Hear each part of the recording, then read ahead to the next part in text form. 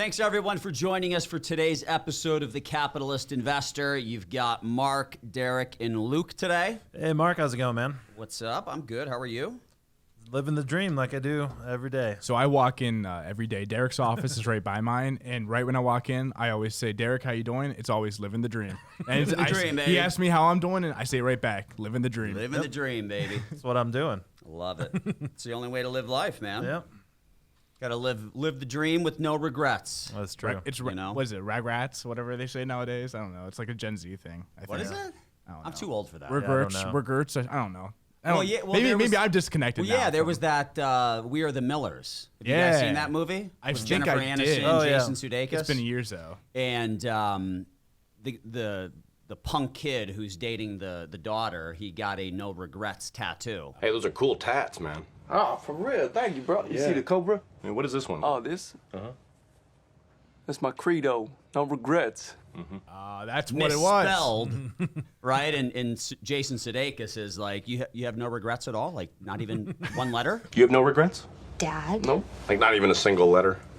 No way. Not me. Yeah, that's funny. That's where I'm pretty sure that's what where you're it came talking from. about, and that's where that came from. All right, so what do we got lined up for today to talk about? Luke shot over 3 topics. So getting rich quick versus getting rich slow. I think we all want to get rich quick, but I think we have to be mindful that it's not always possible.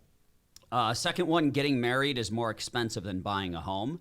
I really expected that to say getting divorced is more expensive, because you always hear that one. That's definitely true. That's probably the most expensive out Yeah, of buying a house exactly. and getting married. Exactly. And then the third thing, Desantis campaign is selling Escape to Florida t-shirts. I like it, right? Yeah. And I think I saw a couple months ago a Make America Florida hat. Yeah. You know, like the MAGA hats, Make America Great Again, Make America Florida. But he should be selling those. I mean, we've recently seen AOC, and who was the guy who farted on camera? Stallwell. Swalwell. Yeah. Yeah. Oh, no. You guys have seen could've that been video, anyone. right? The night vision of the fart. Have you seen that one? No. That's hilarious. It's one of the funniest things I've ever seen. So you I'll just have see to it, like, look you see that like up. a poof come out. That's funny. We'll have to link it somehow. in Luke, this. you haven't seen the video? I haven't. He literally stops talking, grunts the fart out, and then continues talking. to ask the Ukrainians to help them cheat an election. Oh my gosh. It's brutal. It's brutal. That's awesome. But, you know, that guy's kind of been a mockery Yeah. in multiple different categories. Yeah, he slept with a Chinese spy, and he's still Farts on an active camera. member of I mean, he's Congress. partying down in Florida guys, with no guys, mask. he's living the dream. Living the That dream. really is living the no dream. regrets. No regrets. No regrets. All right, so let's start off with getting rich quick versus getting rich slow. Where do you guys want to start there? Well, you know, I think Luke, like Luke just mentioned, our offices are close, so we're just kicking around topics, and you know, our boy Tony, he's always peeking his head in my office talking about NFTs and things like that. Hate him. Hate him. Yep. I hate I'm there NFTs with and you, Tony. I'm there with you on the first one, not the second. So yeah, you know, we're talking about how, you know, specifically this one thing called the Bored Ape Yacht Club. So the Bored Ape Yacht Club, easy for me to say. So these are essentially, and we talked about them on Tony's podcast, you know, 3-4 months ago. But you know, essentially 10,000 JPEGs, right? They release them, but it's really kind of your ticket into the club as well, and it's become the cool thing to do. And these things are selling for essentially $230,000 right now, the minimum. I've seen many of them go for well above $1 million. I think the biggest one I saw recently was essentially a $4 million sale. But let me ask you, Derek, how risky are NFTs? I mean, it's as risky as it comes. It is a complete shit show out there. And that's I know what- I said that last week, and we haven't really sworn, but that is the only term I can use to describe it. Right. I'd have to agree. And I think that's what getting rich quick and getting rich slow is all about, right? When you are trying to get rich quick, you're taking on a ton of risk. It's all mathematics, it's right? speculation, right? Right. These are all highly speculative, get rich quick schemes. Now, when right? you invest to get rich quick, you can also lose all of your principal very Quick quickly, as right? well, So, like yeah. options trading. Like a ton of people got into trading stocks over the past year and a half, like the Gen Z crowd, the younger crowd with Robinhood. They're trading options too, right? So options are one of those things. They're trying to get rich quick. They're trying to turn 10K into like 2 million, like overnight. Right? And options are so much more difficult to figure out than stocks because there are more factors that control the value of the option, such as volatility, time frame. Like, you know, if you own an option, a call option on a stock, and the stock price goes up over the course of 24 hours, you would expect that the option would go up in value too, but it doesn't always work that way. Well, it's funny. I bought puts on GameStop. Like at $200, like when it was first I like, did something skyrocketing, similar. right? Yep. And the puts, you know, when they're supposed to pay out when it goes down. For those of you that don't know options, right?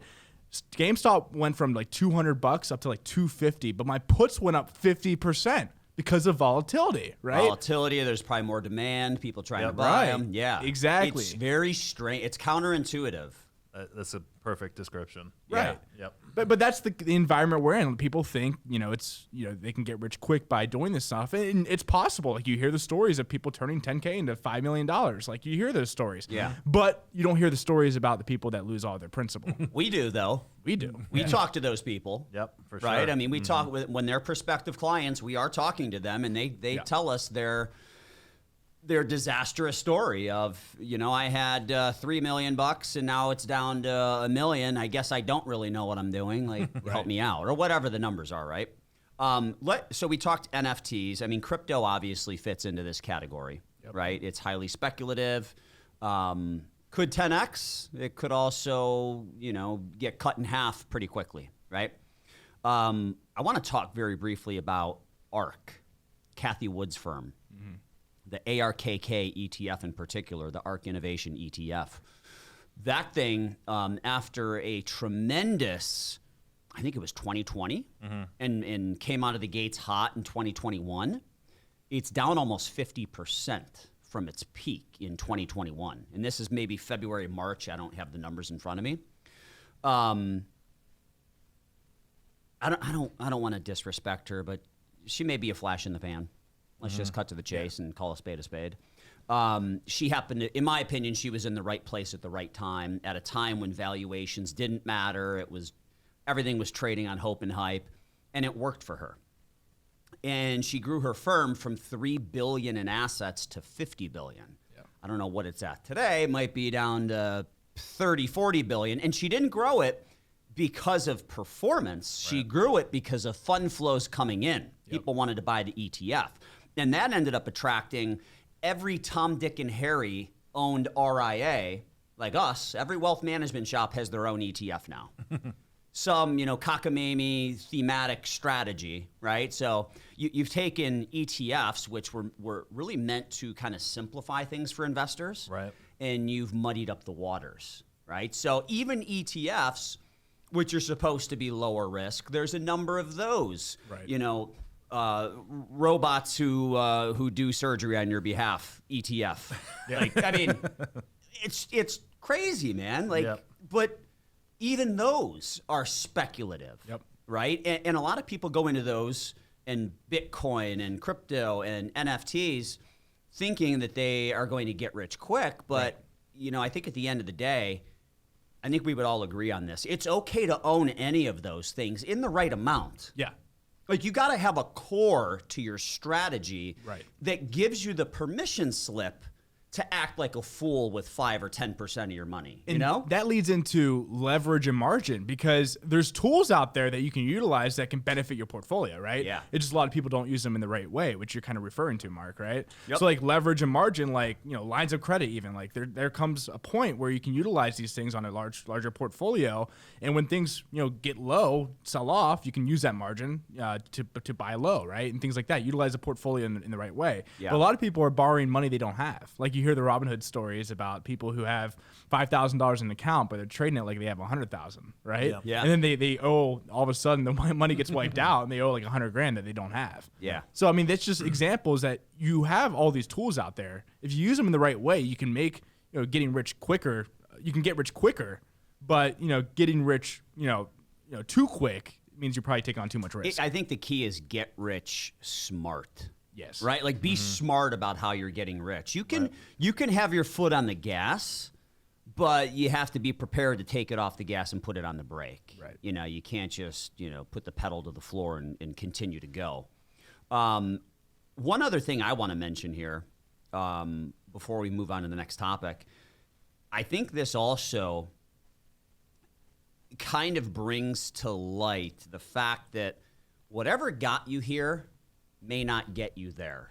Right. And all the stocks that worked in 2020 and 2021, those stocks are no longer working, right? 2020 and 2021 were a year where the headline story was about a consumer who was flush with cash, and the consumer could only spend the cash on goods, not services, because services were closed. Restaurants, Disney World, right? It was all closed. So it was all about consumers being flush with cash. Now we're entering a period of rising interest rates. We're entering a period where consumers are no longer flush with cash because the inflation rate exceeds the wage growth rate. And I think we're entering an era, at least over the next 12 to 24 months, whereby the major storyline is going to be the more discerning, price-conscious consumer, right? So all this stuff where valuation didn't matter, that's not working. Valuations matter again. Investors are going to want to see cash flow. And the thing about that is all of these newbie investors who came out of the woodwork in 2020 and 2021, they weren't doing valuation work before they bought a stock. They read about a stock somewhere, they bought into the narrative or the story behind the stock, they bought it, and it doubled. And they made money, and they're very fortunate for doing it that way. This is kind of a come to Jesus moment for all of those investors that now it's time for you to do your homework too. Right. Right? Absolutely. I think that Kathy Woods example is really great because that is a precise example of that's not really what these ETFs are supposed to do, right? They were kind of created out of, mutual funds and really, passive ETFs, tax efficient. Exactly. And now, while they may be passive and managed with a formula as opposed to a human being, they're getting niche. Yep, absolutely. But that being said, also, over the past 2 years, those that just got started investing in their trading careers, they've now learned, how the market can come back on them, right? So you lose 50% of your portfolio, you get humbled, right? So these are learning opportunities. And I think it's a good thing, right? I agree. Unless you're not I losing agree. all of your money, like your life savings, and you're not taking on too much risk. Like, yeah, it's okay to get humbled sometimes. That's how you learn. I agree. Yep. I'll tell you, man. I posted a comment on Twitter a few days ago about how as investors, we all make mistakes. Every single one of us, everyone who's listening, we've all bought stocks whereby the price went backwards on us. Doesn't mean the company's a bad company. Maybe we bought at the wrong time. Maybe the stock just kind of broke down technically. We've all made mistakes, right? As a firm, when we identify a new opportunity that we want to invest in, and our end goal is to own that position at, let's say, 3% of the portfolio, we leg in. We'll start with a 1% position, and we'll eventually add another 1 and then another 1. And someone commented on Twitter the other day, well, every stock we own has a price target higher than where we bought it, so why wouldn't you just put it all in on day one? I'm like, bro, risk management 101? Like, you're going to give up, you may give up a little, and are you really buying stocks with a price target lower than where you're buying them? If you are, you shouldn't have any clients. Well, you should, though, although you should have a price target that you're going to get out at, right? Correct. So you have both sides. That's the risk management component you're referring to, right? You have a target below to where you want to add the extra 1%. Right. And that's kind of where the true risk management comes in, because you got to have a target on both sides. Now, I get what you're saying. Like, obviously, you don't want to have a price target that you're willing to sell for, stock at lower, but what you I'm need to have saying something is, you want to add. is it, if a stock's $10, and this guy's saying all of our stocks had $18 price targets, whereby JP Morgan thinks it's going to go up 80% over the next year. My response to that is, are you buying any stocks that are trading at 10 where JP Morgan says it's only worth 5? Right. Exactly. If you are, you don't have any clients anymore. Now one thing, his comment that you're referring to on Twitter, That scares me though, because if he probably doesn't have a price target below. He probably doesn't have anything where he's going to get out of the positions. So if he's got a stock trading at 10, if he's going to go to 18, it gets cut in half. He's going to be like, I'm going to hold then. Wait till it gets to 18. So all right, so I'm going to pivot real quickly to wrap this one up, and we're going to move on. But that again kind of zeroes in on our major value prop as a firm. We've got 5 CFAs on the team. Like, we're not just, I'm a CFP, right? So I'm like your family physician. Like, I know a lot about a lot, enough to be dangerous in every category, but I am by no means an expert in dissecting financial statements to identify the discounted cash flow valuation. Right? That's just, it never interested me, and I'm not an expert at it. So, but we have people in place, 5 CFAs who are just investment gurus. The money we invest into all the Bloomberg terminals and technology, the research that we have a very disciplined process when it comes to selecting stocks, exiting stocks in our strategy. But there's a lot of wealth management firms out there who may, and there was a firm that we were looking to potentially buy down in Florida, where he had 2 positions, Apple and Amazon, that I think made up like 20% of the portfolio. And Amazon has done nothing, right? He was a marketer. You know, he was not a stock guru. He was not on 500 earnings calls a quarter. Right. And for the listeners out there are a lot of firms out there that are going to pretend like they're doing all this work, and they're going to put you in some stocks, and they're really not doing what they should be doing, right? So, all right, let's move on. Let's talk about getting married, divorced, and buying houses. Yeah, I saw this one. I thought it was kind of funny, but essentially an article, I believe it was on Fox Business, that said there are 10 cities out there with a higher wedding cost than a 13% down payment on a house in that town. So I'll just run through the list real quick. So it was Birmingham, New York. Number 2 I thought was very interesting because it's right around the corner. Youngstown, Warren, Boardman. I've actually been to several weddings in that area. My wife's side of the family is from over the border in Pennsylvania. Erie, PA, Peoria, Illinois, Syracuse, Rochester, lots of New York on here. Rockford, Illinois, and here's the one I wanted to get to, Buffalo/Cheektowaga. That's where I am you said from. that perfect. Well, I used to you're live from there. there. Yep. Oh, okay. Okay. Yep. And the other one I saw was the Davenport, Rock Island. So that is the Quad Cities. My sister, when she graduated college, went into the news business, and that was where she got her first job there. So I thought that was pretty funny. I've actually had some good times in Rock Island, Illinois. Nice. And York, Hanover, PA. So, I saw this one. I thought it was a pretty interesting take. But whenever I see anything like this, it always reminds me of a lot of planning issues, a lot of planning questions that I would get. Specifically on how should I pay for my kids' college? Should I give, my kids a down payment for a house? Do I have $25,000 to pull out for, a wedding for one of my kids? So, I thought it was an important way to kind of mention that you need to have a plan for all of this stuff. And what I see a lot is people prioritize some of this stuff above their own retirement planning. And we need to make sure that we have the retirement plan in place before we start, passing out money to the kids and having that huge wedding. So that kind of reminded me of that to make sure we have, again, kind of like we talked about in the first topic, make sure you have your buckets of money, as we say, make sure they're all properly allocated. So you can pay for these weddings and some other things for your kids. So, but real quick, my main takeaway as I look through these 10 cities or urban areas, whatever you want to call them, number 2 and 3, so the Youngstown, Warren, Boardman area, in Erie, Pennsylvania. I'm not familiar with the rest of them.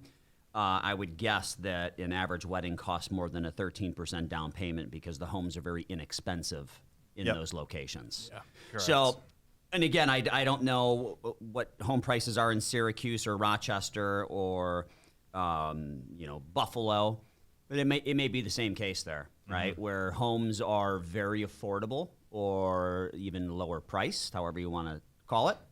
And weddings don't fluctuate; they're expensive no matter where you live. Yeah. So I'm not married, so I can ask you guys this. So what's the better investment, buying a house or getting married? I can't answer Better that. be careful on that. Can't answer that on the record. I'm I'm just kidding. going to plead the fifth. I'm sorry. Yeah. I had to say that. I had to. You put me on the spot. Plead the fifth. Yeah, be hiding under the table.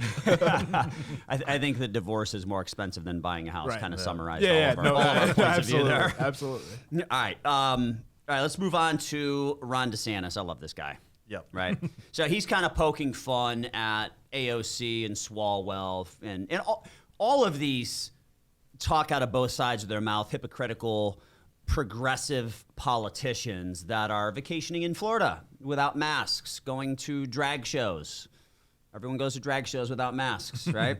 And hanging out indoors in Florida, and doing the exact opposite of what they're advocating for in their own cities and states.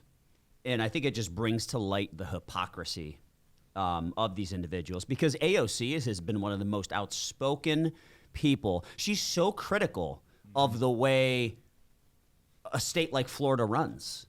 And how can you be so critical, pointing fingers, and then go down there and live life the way they're living it, and then go back you sit in your throne and point fingers again? That's crazy. Well, she's going to be the biggest hypocrite out there because, first of all, she's targeting these corporations and the rich, and she's basically trying to tax, I think, the top percent, 90%, something crazy, right? And she's getting rich by being so popular. She's going to be rich because of, after she gets out of office, she's got all these followers. She's going to be able to do all this branding and stuff. She's going to be the biggest hypocrite out there over the next decade, two decades. Yep. So this doesn't surprise me at all. That she's down in Florida living life because her state up there is completely shut down and not operating. Yeah. Yeah. Yeah, that's the thing that really grinds my gears. It's obviously, she's definitely a hypocrite, but what it really shows you is, what she says is not what she actually believes. Right. If it's So why would anyone listen to her? exactly. Exactly. So if it's too dangerous in Brooklyn to eat in a restaurant without a mask and a vaccine passport, why is it okay for you to eat at a restaurant in Florida without a mask and a vaccine? Florida doesn't get COVID. Turns out she actually probably got it when she was there. Yeah, and you've seen plenty of prominent politicians. The guy from California, Gavin Newsom, he was one of the original ones putting through these strict lockdown rules, and then basically renting out someplace for a party with it was hundreds of people, I believe. And the thing that really makes me mad, if I'm just ranting here, is that all these people in the pictures, they're not wearing masks, but all of the attendants, servants, whatever you want to call them, they're all masked. And it's like there's a natural class divide, right? Where the people working are the ones wearing the masks, and we, the politicians, we don't need to wear a mask because we're above that. Well, my favorite thing is the back of the shirt say, "We don't blame you. We like freedom too." And I'm going to take a stance on this. Over the past year and a half, right-wing Republican conservatives, libertarians, they've stood up for freedom, not locking down, making sure that people have the right to choose. The left has completely done the opposite. Yep. Locking down, mandating things. If you got to ask yourself, where is freedom going? Then you have to understand that these politicians, they're really mandating and changing what freedom means. And I think it's important, if we don't really address this soon, freedom could be taken away. Yeah. It's a dark path we're headed down. It's very, very, very scary. So here's my question on this whole Escape to Florida t-shirt thing, AOC, Swalwell, all of these progressive politicians who are straight up hypocrites. They're probably all back home right now. AOC is recovering from COVID that she got while she was partying, right? Does this dilute the progressive agenda? Does it dilute the credibility of the progressive agenda? Or are they still going to, or are their ridiculous progressive antics still going to carry weight? Well, if you ask us, obviously it does. But the problem is most people will just identify with some party or some person just because they hate the other party or other person so much. Yeah. That's the environment we're in. So no matter if it does dilute it, there's still going to be a ton of followers. Sadly, that's the world we live in. Speaking of which, obviously we know President Biden's approval rating is abysmal, and Kamala Harris's is even worse. I think every time we do a podcast, it drops like 1%. I think it does. It's all because of us. Yeah. Now Hillary Clinton's talking about running again. Oh, God. I saw that. Man. Can you imagine having to live through another Hillary Trump election cycle?